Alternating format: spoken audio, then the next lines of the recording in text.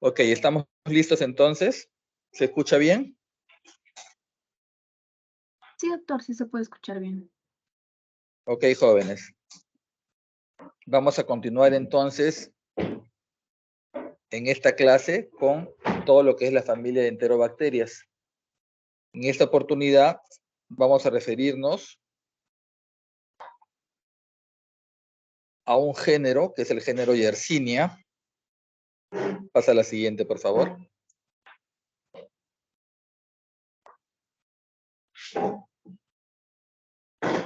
Que lleva su nombre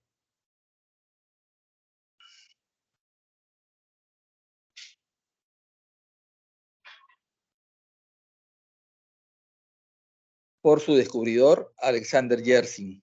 De ahí viene el nombre de este género Yersinia. Este género tiene varias especies, cerca de 17 a 20 especies que son, digamos, no patógenas, pero hay 3 especies que son patógenas para el ser humano.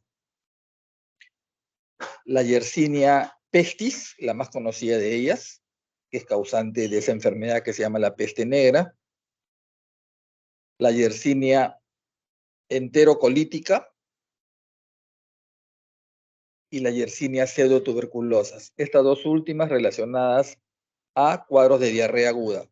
Recuerden que las enterobacterias por lo general se relacionan a cuadros de diarrea e infección urinaria. En este caso, la Yersinia enterocolítica y la Yersinia pseudotuberculosa dan cuadros de diarrea aguda, y la Yersinia pestis sí tiene un cuadro particular que lo vamos a comentar más adelante, la siguiente.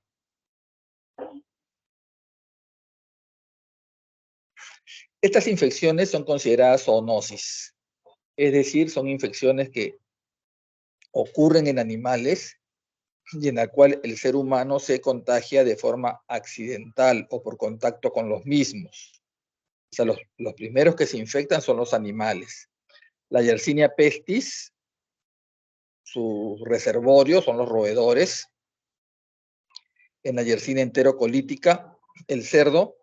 Y en la Yersinia pseudotuberculosa, sí, todo un grupo de animales, como pueden ver ustedes ahí en la lámina. La siguiente, por favor. La Yersinia pestis es causante de la llamada peste bubónica, peste negra o plaga, que es la que vamos a describir ahora. La Yersinia enterocolítica y la pseudotuberculosa, como les dije, dan cuadros de diarrea, la enterocolítica gastroenteritis y cuadros de sepsis a punto de partida digestivo. Y la pseudotuberculosa da un cuadro que se llama adenitis mesentérica, que a veces simula una apendicitis, siempre ténganlo en cuenta, ¿ya? La adenitis mesentérica como diagnóstico diferencial de una apendicitis. Y también da diarrea. La siguiente, por favor. Como todas las enterobacterias, estas son bacilos gram negativos. Por lo tanto, la coloración gram no nos ayuda mucho. Tenemos que hacer una diferenciación bioquímica en el laboratorio. Y estas 3 especies pueden ver ahí, por ejemplo, la Yersinia enterocolítica es positiva al indol. La Yersinia pseudotuberculosa es positiva a la prueba de Uriasa.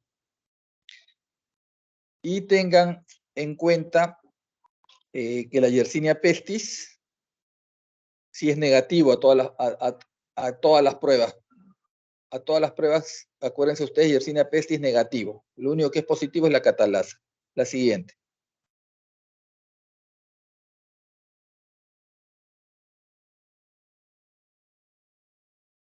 Esa es la prueba de indol. Cuando cambia color rojo, indol positivo, sería una Yersinia enterocolítica. La siguiente. Y en la prueba de la Uriasa positivo, sería una Yersinia pseudotuberculosis. Recuerden que esta diferenciación bioquímica se hace con todas las otras enterobacterias, y eso lo vamos a ver más, con más profundidad en la práctica del día viernes. Siguiente, por favor.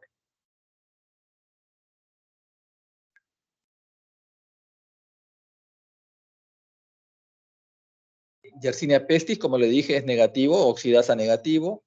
Y si es la siguiente, por favor, catalasa positivo. Todas las Yersinias son catalasa positivo. Siguiente, para terminar con esta parte de diferenciación bioquímica. Bien, estos son algunos medios de cultivo en la cual se puede sembrar las yersinias. Ahí los más conocidos tenemos el agar McConkey, que nos permite saber si una enterobacteria es lactosa positivo o lactosa negativo, que así las vamos a dividir. Y ahí pueden ver ustedes que en el agar McConkey, la Yersinia enterocolítica es lactosa positivo y la Yersinia pseudotuberculosa es lactosa negativo. Mientras en otro medio conocido que es el TSI, el Trisugar Iron, tienen ustedes que la Yersinia enterocolítica tiene la superficie ácida y el fondo ácido, semejante de repente a la Escherichia coli, mientras que la Yersinia pseudotuberculosa es una superficie alcalina con el fondo ácido, de repente semeja más a una shigella, desde el punto de vista bioquímico. ¿Ya? La siguiente, por favor. Bien, vamos a referirnos ahora a lo que es la Yersinia pestis, que es de todas estas yersinias, como les dije, la enterocolítica y la pseudotuberculosa dan cuadros de diarrea, como otras enterobacterias. Pero Yersinia pestis da una enfermedad completamente distinta, mundialmente conocida, digamos, dibujada por muchos artistas o representada por muchos artistas, porque es causante de alta mortalidad en las zonas, en las pandemias que han existido. Vayamos un poquito a la historia, pásame la siguiente. La peste o plaga es una enfermedad de la antigüedad que ha persistido hasta la actualidad, es decir, hasta ahora tenemos peste. Ya no con la mortalidad, mejor dicho, ya no con la cantidad de casos que teníamos antiguamente, porque todavía es mortal, pero todavía tenemos. La primera pandemia fue descrita en el siglo VI después de Cristo y duró 60 años. Murieron más de 100 millones de personas. La segunda pandemia, que se conoció como peste negra, ocurrió en el siglo XIV, en la Edad Media, y asoló toda Europa, el cercano Oriente, la India y la China. Solo en Europa murieron 25 millones de personas, que era en ese momento la cuarta parte de la población total. La peste llegó desde el Oriente, desde la India, desde la China, y al no tener inmunidad, los europeos prácticamente desaparecieron. Algo así como ocurrió cuando llegaron los españoles a conquistar, digamos, América. Igual, o sea, los españoles no barrieron a los incas. Fue la viruela fue la que diezmó a toda la población de América en ese momento. Siguiente, por favor. Y la tercera pandemia, que es la actual, o sea, estamos viviendo una tercera pandemia que se inició en China en 1860. Se expandió a América del Norte y la India, y solo en la India han fallecido 10 millones de personas en un periodo de 20 años. Alexander Yersin, como les dije, de ahí viene el nombre de este género, aisló el germen causante de la enfermedad en 1894. Al Perú llegó la peste aproximadamente empezando el siglo XX, 1905, 1903, si no recuerdo. Siguiente, por favor. Fotográfico, siguiente. Bien, entonces la Yersinia pestis es un bacilo gram negativo, es inmóvil, o sea, no tiene flagelo, es intracelular. La coloración gram no nos ayuda, por eso se utiliza una tinción que se llama la tinción de Wison, que es una tinción bipolar. La Yersinia se tiñe de manera bipolar, con unos aspectos de ganchos, con los polos teñidos de azul, y el resto toma un color celeste o rojizo. Son anaerobios facultativos, catalasa positivo, y recuerden eso, catalasa positivo y todo lo demás es negativo, no fermenta lactosa, oxidasa negativo, indol negativo, todas las otras pruebas bioquímicas salen negativo. Siguiente. Ahí tenemos una foto de la Yersinia con un aspecto de gancho. Si lo pueden ver ustedes, están los glóbulos rojos y ahí está la bacteria, como unos ganchitos que se usaban antes para los pañales. Ahí lo pueden apreciar. Teñido los polos, está más o menos abajo a la derecha, se ve mejor. Teñido los polos y el centro más pálido. La siguiente, por favor. A ver si tenemos otras imágenes. Ahí tienen otra imagen de Yersinia. Ahí en la forma, abajito hay un punterito. No se nota muy bien en la imagen, pero ahí están los polos teñidos y el centro pálido. La siguiente se ve mejor, a ver. Ahí está mejor, lo ven como unas cadenitas ahí, agrupados en cadena, al centro, y están los polos teñidos y el centro pálido. ¿Lo logran ver, por favor? Confírmenme. Sí, doctor. Ok, perfecto. Siguiente. Ese ojo no es coloración Gram, sino la tinción llamada de Wison, que tiene varios colorantes que no nos interesa a nosotros desde el punto de vista de medicina, pero el que lo quiera, el que quiera interesarse lo puede revisar. Lo que sigue es una microfotografía electrónica. No se usa el microscopio electrónico en la mayor parte de laboratorios, pero así es como se vería la Yersinia. Siguiente, por favor. Características del cultivo. En general, las Yersinias son bacterias que crecen a bajas temperaturas. Eso se llama psicrófilo, cuando crecen a bajas temperaturas. En este caso, el rango va de 0 hasta 43 grados, con una temperatura óptima de 28 grados. Crecen en medios de cultivo comunes, colonias pequeñas, que no fermentan lactosa en el agar McConkey o agar desoxicolato. En el agar sangre no producen hemólisis y no utilizan el citrato, la urea o el indol.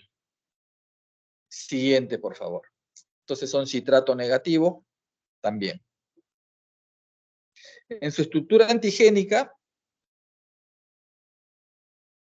acá es bien interesante. Tenemos un antígeno F1, que es un antígeno antifagocítico, que tiene dos fracciones 1A y 1B, y es este antígeno F1, los anticuerpos para localizar este antígeno, es una prueba diagnóstica para Yersinia. Tenemos un antígeno V y W que se relacionan a la proliferación rápida y en las, digamos, en las cepas que producen septicemia. Y tenemos unas proteínas externas de membrana que se llaman JOPs.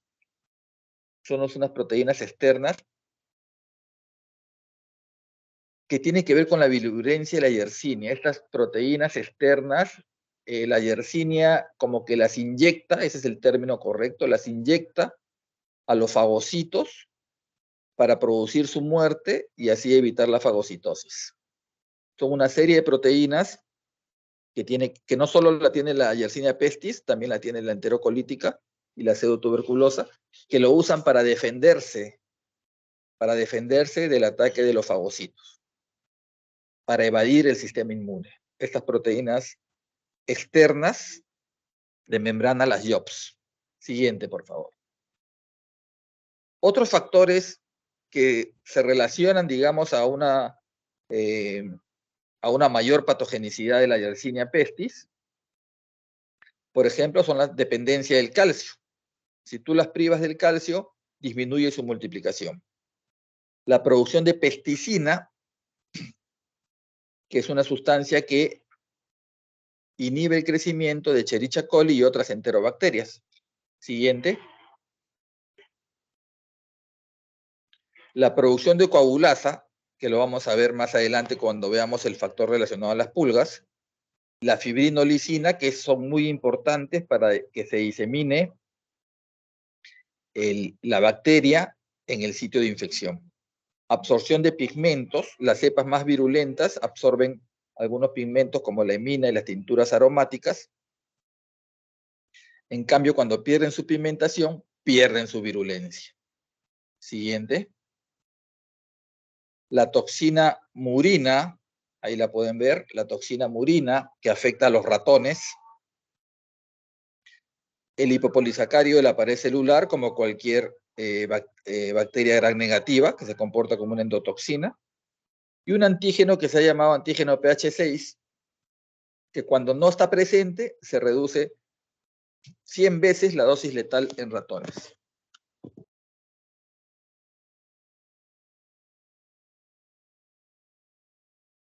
Bien, vamos a entrar ahora a lo que es ya describir esta enfermedad, que es la peste bubónica o peste negra. La siguiente, por favor.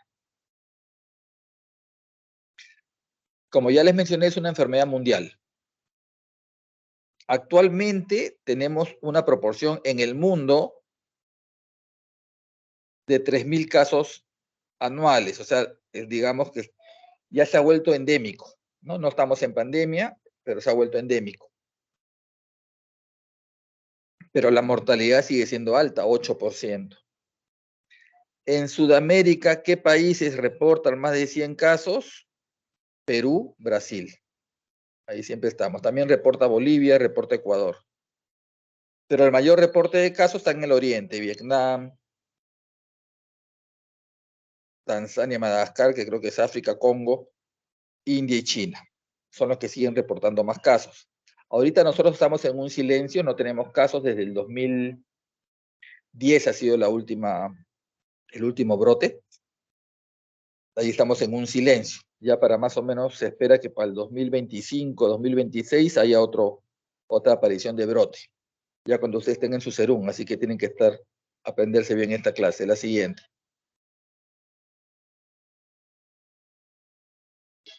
Este fue el último brote, ¿no? Eso es lo que les he puesto ahí, la transcripción de un diario, porque en este brote falleció un interno de medicina.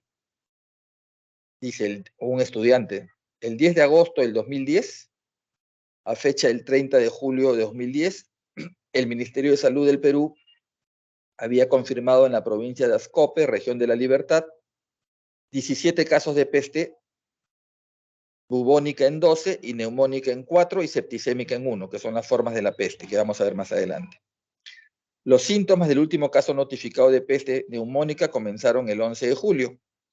Durante la investigación se aislaron 10 cepas de Yersinia pestis en personas, roedores y gatos domésticos. La siguiente.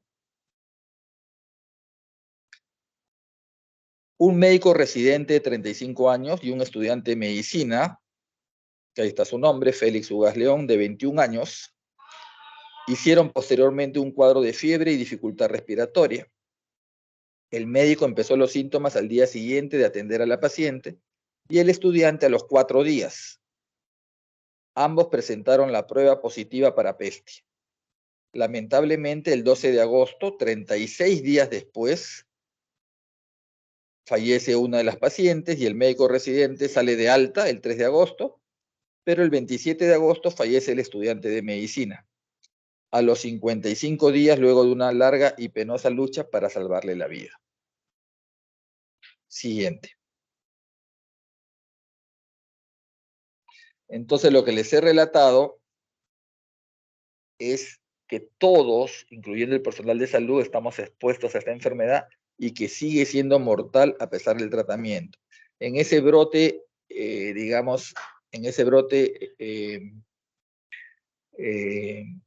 que ocurrió en el año 2010, fue en la región de La Libertad, pero el brote anterior, que fue el 1995, fue en Piura, Cajamarca. Entonces, en el norte es donde está la peste, ojo, para los que van a hacer su serum por ahí, Piura, Lambayeque, Cajamarca, La Libertad son los que reportan peste. Ya, los que reportan peste. Ténganlo presente. Siguiente, por favor. Bien, ahora, ¿cómo se produce esta enfermedad? La peste se perpetúa y por eso que no se puede erradicar, porque hay 3 ciclos. Y el ciclo que hace que tenemos acá, los focos naturales entre los roedores con transmisión por pulgas, que se llama la peste selvática o salvaje. todos los roedores o animales, digamos, tipo ardillas, marmotas, eh, eh, qué sé yo, ratones de la pradera, en fin, todos los roedores salvajes perpetúan la peste y se van contagiando entre ellos, porque les dije al inicio que es una zoonosis, o sea, una infección de animales, perpetúan la peste a través de la picadura de pulgas de los roedores. Y ellos llevan la infección a las ratas de las ciudades, a las ratas urbanas, que se llama eso la peste urbana o peste doméstica. Luego tenemos la peste humana, cuando se adquiere ya en alguno de los ciclos, el hombre se contagia accidentalmente, se inicia una transmisión ya entre ser humano a ser humano a través de las vías respiratorias, en la peste neumónica. La peste urbana, o sea, en las ratas, es la causa principal de las epidemias.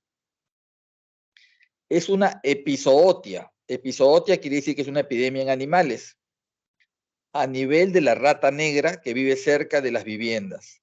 Se afecta principalmente la población de los puertos. Aquí al Perú la peste llegó a través del puerto de Pisco y del Callao. Siguiente.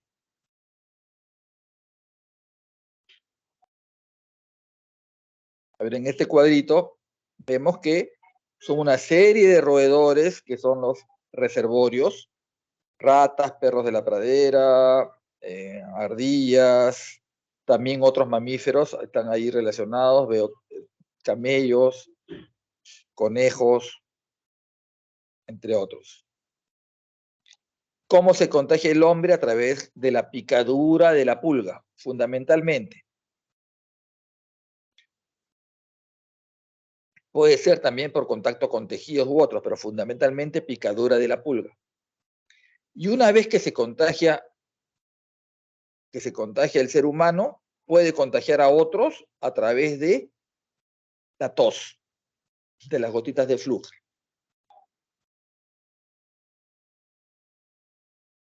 La siguiente, a ver si entendemos mejor en el siguiente gráfico. Acá están los ciclos. Tenemos una peste salvaje en roedores salvajes, con una pulga de roedores. Felizmente las pulgas de los gatos y de los perros no son buenos vectores de la yersinia. Si no, imagínense lo frecuente que sería. Son pulgas de los roedores. Hay una especie que vamos a ver más adelante. Esa pulga pica a la rata de la ciudad, la rata urbana o la rata negra, como se conoce. Y accidentalmente esa pulga puede picar al hombre. Cuando lo pica al hombre, al ser humano se hace la peste bubónica.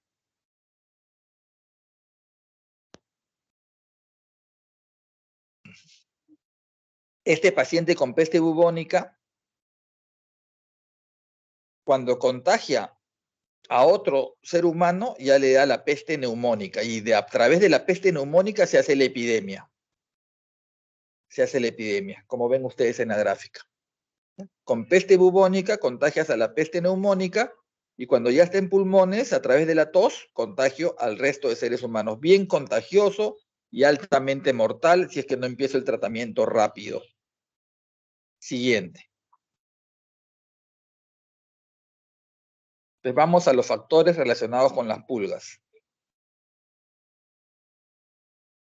Le decía que las pulgas de los roedores salvajes son ineficientes en la transmisión al ser humano, con excepción de la pulga de la rata oriental, que es la Xenopsila Keopis, así lleva el nombre, porque es Keopis de la pirámide del faraón de Keops, de Egipto. La Xenopsila Keopis, ya, esa pulga es el vector principal. Los hábitos alimentarios restringidos de las pulgas limitan su amenaza para el hombre.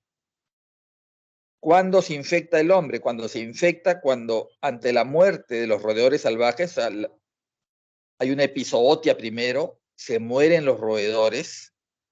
En el caso de las ratas urbanas, se mueren las ratas y por eso que siempre los epidemiólogos hacen unos censos ahí por el río Rímac, hacen su censo. ¿Cuántas ratas por metro cuadrado? Cuando ven que desaparecen, no es porque, qué bien, el Lima está con buen saneamiento ambiental. No, está ocurriendo una epizootia. Se están muriendo las ratas. Y ahí viene el peligro, porque esa pulga de la rata queda como hambrienta, ese es el término entre comillas, hambrienta, y ya se pone a picar a cualquier huésped, gatos, perros e incluido el ser humano. Y ahí viene el contagio. Entonces dice, ante la muerte de roedores salvajes por una epizootia, ha dejado a las pulgas hambrientas en busca de un nuevo huésped. Las pulgas de los gatos y los perros son malos vectores, aunque se han relacionado con casos individuales de pestes. Siguiente.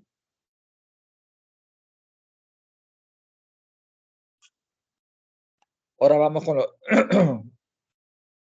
Esa es la imagen de una pulga de la Xenophila Keopis, que ha succionado sangre.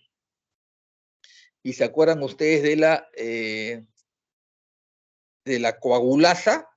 Bueno, ahí vamos en la siguiente lámina para explicarlo de la coagulasa. Entonces, la pulga puede sobrevivir hasta por 15 meses. Ya son resistentes a los insecticidas comunes. La pulga ingiere la yersinia al picar a un roedor infectado. En lo que viene a ser el estómago de la pulga, la sangre infectada es coagulada por la coagulasa. Y esto ocasiona lo que se denomina el bloqueo de la pulga. El bloqueo de la pulga. Está todo coagulado. Entonces, durante sus intentos posteriores para alimentarse, la regurgitación del material infectado ocasiona la infección de un nuevo huésped. La pulga hambrienta también se vuelve menos exigente y puede atacar al ser humano y otros animales. ¿Quedó claro ese concepto del bloqueo de la pulga por la enzima coagulasa? Sí, doctor. Sí, doctor. Muy bien. Cualquier cosa que no entiendan, pregunten, por favor, chicos. Siguiente. Bien, ahora vamos a los factores relacionados con los roedores. En países desarrollados, las medidas de prevención en las grandes ciudades han controlado la peste urbana, pero hay géneros que constituyen el reservorio de la peste selvática, las ardillas, las marmotas, ratones de campo, ratones de agua, ¿no? Ustedes, bueno, creo que ya no sigue, pero y si sigue, ahí se van al mercado central, hay una zona que venden así todos los animales de contrabando y se compran su ardillita, ¿no? Ay, qué bonita la ardillita. Y se llevan su ardillita a su casa. Esa ardilla puede ser un reservorio, un portador de Yersinia. Ojo, no he leído si en los hámster también, pero ¿cuántas de ustedes tendrán hámster? No sé. Cuidado, revisen por si acaso si también los hámsters se contagian de peste. Ardillas, marmotas, ratones, en general roedores de la selva y ese contrabando de roedores salvajes es lo que constituye un peligro potencial de diseminación de la peste. Siguiente. Esa es la foto de la rata negra, que es al final la que el roedor que se encarga de la transmisión de la peste en las ciudades. O sea, una vez que me traje mi ardilla, ya su pulga me puede picar, es cierto, pero también puede picar a un roedor de la ciudad, a una rata de la ciudad, y se disemina la enfermedad en toda la ciudad. Siguiente.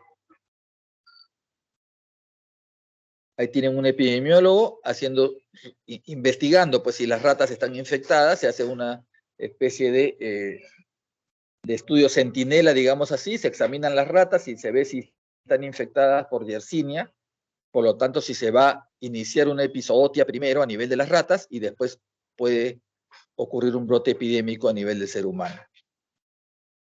Siguiente. Bien, la peste o plaga tiene varias formas clínicas. La que ocurre siempre cuando te pica la pulga, la Xenophila Keopis que hemos mencionado, va a ser la peste bubónica. que se caracteriza por fiebre, dolor y un ganglio, una linfadenopatía, que es lo que se denomina bubón. De ahí viene el nombre de peste bubónica, es un ganglio crecido. Si la pulga me picó en la pierna, pues va a crecer un ganglio en esa región. Y si es en el brazo, me crecerá un ganglio en la axila. Ese es el bubón. Si además estoy con fiebre, hay una triada que es una conjuntivitis, fiebre y un ganglio crecido en una zona que se ha reportado peste, o sea, estoy en Trujillo y tengo fiebre, conjuntivitis y un ganglio crecido, primera causa, peste. Empezar el tratamiento de inmediato. Obviamente hay diagnóstico diferencial, puede ser otra enfermedad, puede ser una mononucleosis infecciosa, lo que fuese. Bueno, ya veremos después, pero la peste es la que te puede matar. Hay una forma septicémica, que es la forma grave. Hay una forma neumónica, que es la que va a transmitir y hacer la epidemia en sí, la que va a transmitir de ser humano a ser humano, con tos, hemoptisis, o sea, tos con esputo, con sangre, con o sin bubón. Y hay una forma cutánea y una forma meningia, como una meningitis. Siguiente, por favor. Vamos a ver algunas gráficas. Todavía no están las gráficas. Clínica, bueno, la infección en el ser humano, como les dije, es un accidente. La tasa de mortalidad varía del 5 al 15%. La peste bubónica es la única forma de la enfermedad que ocurre en los seres humanos después de la infección a partir de un foco salvaje. O sea, si te pica una pulga, vas a hacer peste bubónica, no vas a hacer peste neumónica de inicio. El bubón representa el ganglio linfático regional infectado del área donde se produjo la picadura de la pulga. Por lo tanto, las zonas inguinales, axilares y cervicales son los más comprometidos. Siguiente, por favor.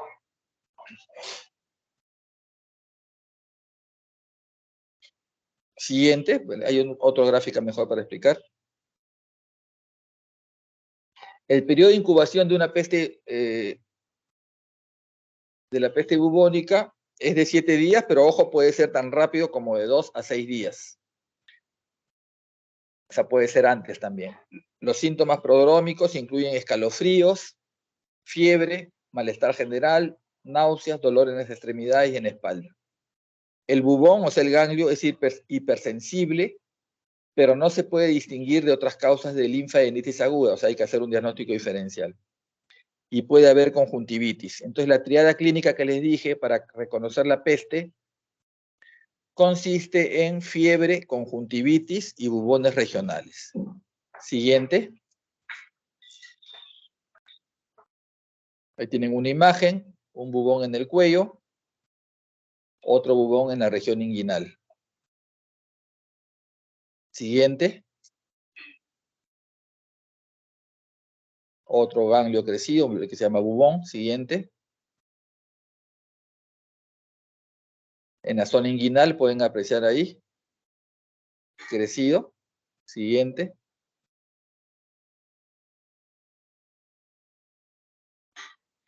Así se vestían en la Edad Media los médicos que iban, digamos, ahí no había ningún tipo de tratamiento, simplemente se aislaba, se hacía la cuarentena, nadie podía tener en contacto con un paciente con peste, y después, así vestidos, ingresaban los médicos a las casas a constatar simplemente los fallecimientos o si alguien había sobrevivido. Completamente forrados. Esto fue a propósito de un libro también de un autor, digamos, de novelas medias de ficción, pero interesante. Siguiente. La peste neumónica es la más mortal, es la causa inmediata de muerte. Se producen derrames pleurales hemorrágicos producto de un émbolo séptico procedente del bubón. O sea, a través del bubón se disemina por sangre y llega a pulmón. Te da la peste neumónica.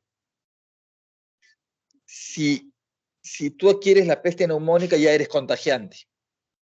Ya no requieres la picadura de una pulga, ya te contagias a la persona que está cercana. Si está a menos de 2 metros, ya lo contagiaste. Ahí es donde ha fallecido este chico estudiante de medicina en el brote del 2010. Si el paciente no recibe tratamiento, muere en el lapso de 48 horas y la enfermedad es altamente contagiosa. Siguiente. Ven ustedes los pulmones destruidos prácticamente, destruidos por esta neumonía por Yersinia.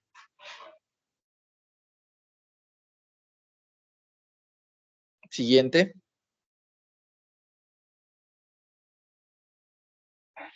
Bueno, ahí vamos a ver. Abajito ven ustedes la pulga, al lado izquierdo, abajo al lado izquierdo, la picadura de pulga. Cuando te pica la pulga, te va a crecer un ganglio, se va a diseminar por vía linfática y va a crecer un ganglio, y ven un ganglio, digamos que a nivel más o menos de la axila, y esa es la peste bubónica. A partir del ganglio puede ser una bacteriemia e ir a pulmón y a otros órganos, pero en pulmón va a ser la neumonía. Sin tratamiento, 100% de mortalidad. Y de ahí puede diseminar, y ahí sí, a través de la tos, ya puedo contagiar a otras personas. Y se hace el brote epidémico.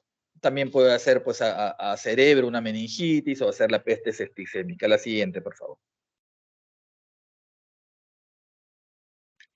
Entonces, si te da la peste septicémica, ya la tasa de mortalidad es muy alta, un alto grado de bacteriemia, hay compromiso del sistema nervioso, se produce coagulación intravascular diseminada y trombos, y como cualquier otro cuadro de sepsis, ¿no?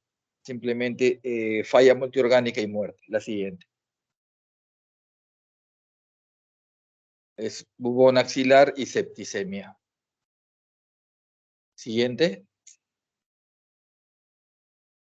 Por la coagulación intravascular diseminada, pues ya empiezan las necrosis distal, ¿no? Pero no solo es con Yersinia, con cualquier otro cuadro séptico, pero aquí lo vas a ver pues en una zona de riesgo y ya con el cuadro clínico instaurado, digamos, uno tiene que tener el conocimiento rápido para empezar un tratamiento y evitar este problema. Siguiente, por favor.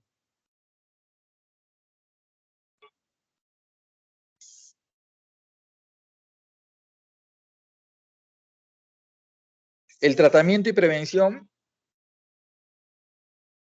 se usa la streptomicina, también se puede usar cloranfenicol, la doxiciclina, quizás sea el tratamiento ahora de elección, doxiciclina, que es un tipo de tetraciclina, que generalmente se da el tratamiento por 7 días. En adultos, digamos, se da una tableta cada 12 horas por 7 días. En niños, porque las tetraciclinas no se usan en niños, se usa el cotrimoxazol. La streptomicina también es útil en peste neumónica y septicémica. Hay una vacuna a base de bacterias muertas, pero solo para personal de laboratorio, no es una vacuna, así vayas a la zona de riesgo, no hay una vacuna para la población en general. Es una enfermedad de cuarentena forzosa y de informe obligatorio. Cuarentena forzosa e informe obligatorio, o sea, tenemos que reportar y aislar a la persona con peste para evitar que se disemine rápidamente en la población. ¿Cómo lo prevengo? Hay que evitar el transporte de ratas, en especial en barcos y aviones. Difícil, ¿no? Porque nadie lleva una rata porque quiere, se ha colado. Pero el contrabando de roedores salvajes, eso sí se puede controlar. Contrabando de ardillas, de otros roedores salvajes, es una posibilidad de diseminación. El control de la peste urbana se basa en la eliminación de las pulgas y ratas y el tratamiento de los casos reportados y la aplicación de las normas de higiene.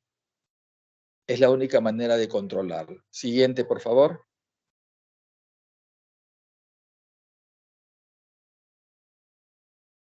Unas breves palabras, ya le dije Yersinia pseudotuberculosis y enterocolítica.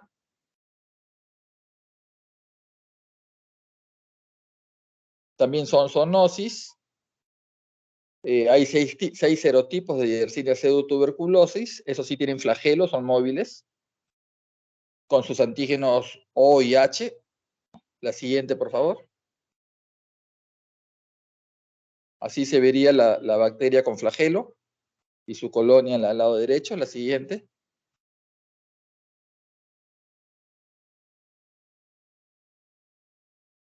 En el caso de la enterocolítica hay 27 serotipos, también con sus antígenos O y H, los que están relacionados a infecciones humanas, el O3, el O8 y el O9. La infección ocurre a través de ingesta de agua, alimentos contaminados, como cualquier otra enterobacteria, contaminados por heces. En este caso, de los animales infectados. ¿no? También se encuentra en las carnes de cerdo, vaca, cordero, etc. En las ostras, el pescado y la leche cruda. Siguiente. El cuadro clínico, diarrea, acuosa o disentérica. Y no se olviden en la pseudotuberculosa, la adenitis mesentérica, que simula cuadros de apendicitis aguda.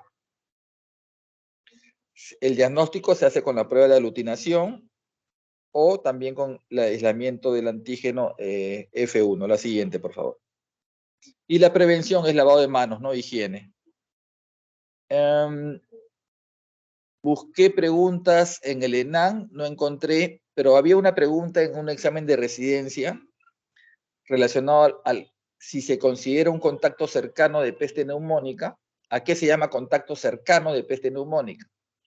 Entonces yo les recomiendo revisar la guía de peste, ahí le he puesto la norma técnica, perdón, de peste, que la última se hizo el 2010, justamente con el último brote. En la cual, ¿qué se define como contacto cercano? Y está relacionado a peste neumónica, y la respuesta era estar a menos de 2 metros de un paciente. Estar a menos de 2 metros de un paciente. Pero esas definiciones, contacto cercano, contacto, qué caso sospechoso, todo lo van a ver en la norma técnica, que sería interesante que la revisen. Creo que esa es la última lámina, Leila, perdón. Sí, doctor, es la última lámina. No sé si tienen alguna pregunta, por favor.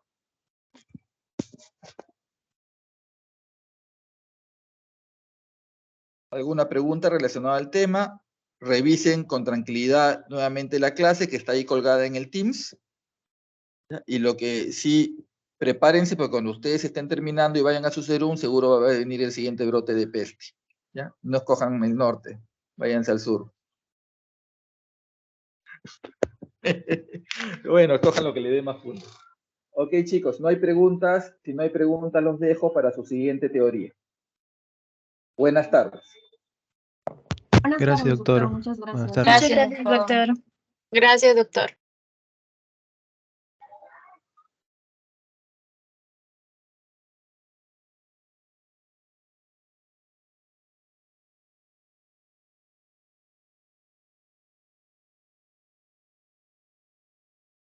Chicos, ya pueden salir. La siguiente clase es el viernes.